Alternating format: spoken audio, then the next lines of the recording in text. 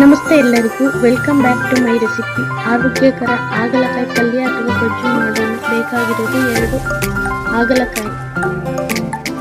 ಬೇಕಾಗಿರೋದು ಪೀಸ್ ಮಾಡಿ ಕಟ್ ಮಾಡಿಟ್ಟಿರುವ ಹಾಗಲಕಾಯಿ, ಬಟಾಣಿ, ತೆಂಗಿನ ತುರಿ, ಟೊಮೊಟೊ, ಈರುಳ್ಳಿ, ಮೆಣಸಿನಕಾಯಿ, ಕೊತ್ತಂಬರಿ ಸೊಪ್ಪು, ಕರಿಬೇವು, ತೆಂಗಿನ ತುರಿ. ಮಸಾಲೆಗೆ ಜೀರಿಗೆ, ಸಾಸಿವೆ, ಧನಿಯಾ ಪುಡಿ, ಸ್ವಲ್ಪ ಬೆಲ್ಲ, ಕಡಲೆ ಹಿಟ್ಟು, ಉಪ್ಪು. ಮಾಡೋ ವಿಧಾನ: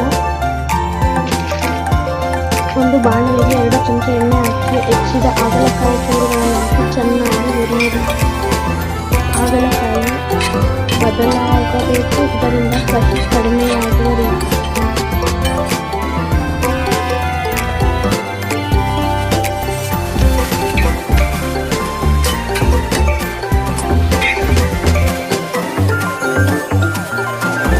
ನಂತರ ಅದನ್ನು ಒಂದು ಪ್ಲೇಟಿಗೆ ಎತ್ತಿಟ್ಟುಕೊಂಡು ಅದೇ ಬಾಣಲೆಯಲ್ಲಿ ಸ್ವಲ್ಪ ಎಣ್ಣೆ, ಸಾಸಿವೆ, ಜೀರಿಗೆ,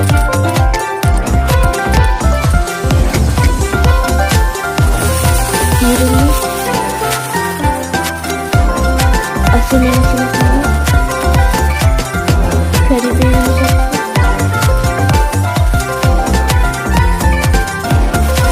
ಟೊಮೊಟೊ, ಸ್ವಲ್ಪ ಬಟಾಣಿ ಹಾಕಿ ಒಗ್ಗರಣೆಯನ್ನು ಮಾಡಿಸಬೇಕು. ಬ್ರೌನ್ ಕಲರ್ ಆಗೋವರೆಗೂ ಫ್ರೈ ಮಾಡಿ, ನಂತರ ಹುರಿದಿರುವ ಹಾಗಲಕಾಯಿಯನ್ನು ಅದರಲ್ಲಿ ಹಾಕಿ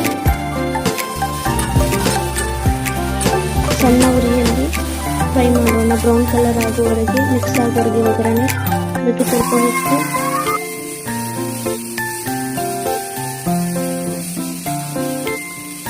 ಸ್ವಲ್ಪ ಕಡಲೆ ಹಿಟ್ಟು, ಧನಿಯಾ ಪುಡಿ, ಸ್ವಲ್ಪ ಬೆಲ್ಲ, ತೆಂಗಿನ ತುರಿ,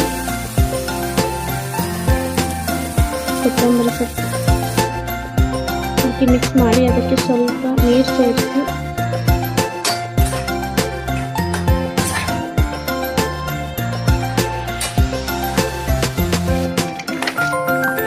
ಹಾಗಲಕಾಯಿ ಗೊಜ್ಜು ರೆಡಿ. ಈ ಗೊಜ್ಜು ಬಿಸಿ ಬಿಸಿ ಅನ್ನ, ಚಪಾತಿ, ರೊಟ್ಟಿ ಜೊತೆ ಸವಿಯಲು ಅದ್ಭುತವಾಗಿರುತ್ತದೆ.